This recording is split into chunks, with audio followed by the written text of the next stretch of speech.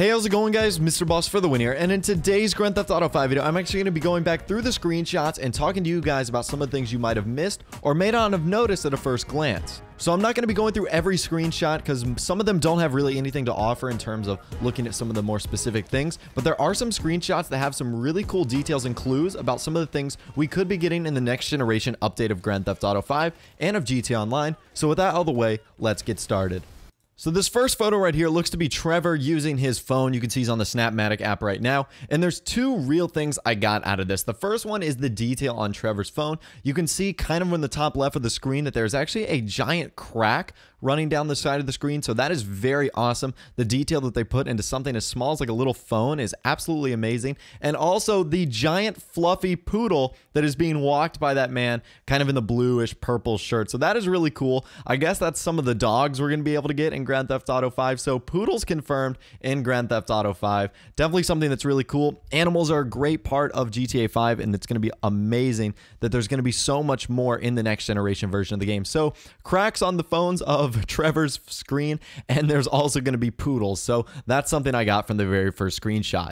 So this next image is fairly interesting. Now, I found this on Reddit, and I tried to find this on the IGN site, and I actually couldn't get my hands on it. So you guys determine the legitimacy of this. I'm going to leave it up to you guys. But from the looks of this photo, it looks like this Zentorno has some crazy neon underglow lights going on right now. Now, you can make an argument in the back towards the flame where like the tailpipe is that that's the reflection of the brake lights. But certainly on the side of the car, it really does look like those are neon underglow lights. Now, I really don't know what to make of it. I'll try to give you guys more information when I get more info on this photo. I found it on Reddit, and a lot of the guys over there seem to think that this is credible. But again, I couldn't find anything on IGN's website, so I'm not going to say this is true or false, but you can also certainly see that they've added a license plate to the Zentorno as well, something that is another unique and interesting feature that we don't have on the current generation car. So new license plate and potential new neon underglow lights. Let me know what you think of all these details and more. And with that out of the way, we're going to move on to the next photo.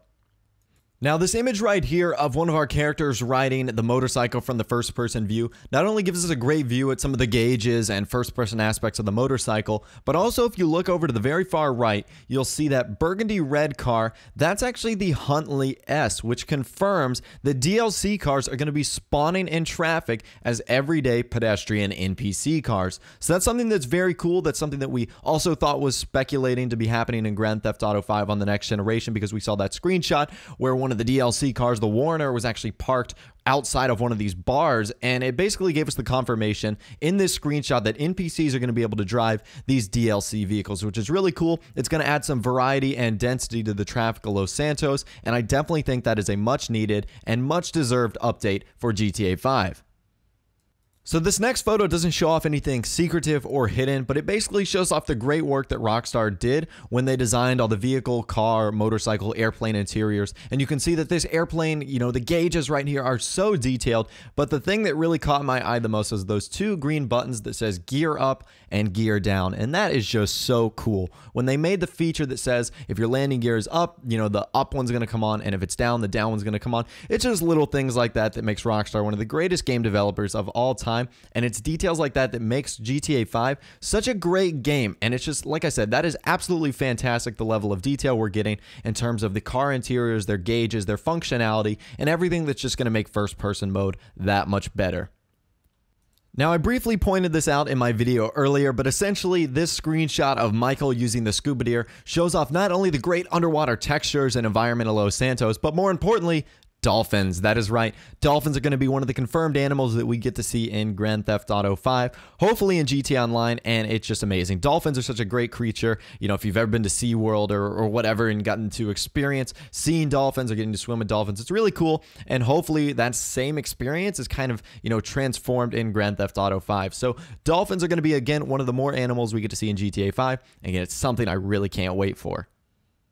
And this last image right here essentially shows off one thing, and that's right, the Imponte Dukes is back. And I know what you're thinking, MrBossFTW, we know that the Imponte Duke of Death is back, which is essentially the Imponte Dukes. Well, basically, a lot of you guys had worries that we weren't going to be getting the regular Dukes from GTA 4, but with this screenshot, Rockstar has cleared everything up. The Imponte Dukes is going to be a regular, customizable vehicle that you can have in GTA 5 and most likely Grand Theft Auto Online, so you can either make it the Duke of Death version, or you can get the regular Imponte Dukes classic muscle car. So I'm very excited about that. This is great news. If you are as well, definitely leave a like on the video. That'd be amazing. Also subscribe to my YouTube channel if you are new, and leave a comment in the comment section down below about what screenshot you like the best and what feature you are most excited for. Other than that, guys, like I said, thanks for watching. Take care, and I'll see you guys in the next video.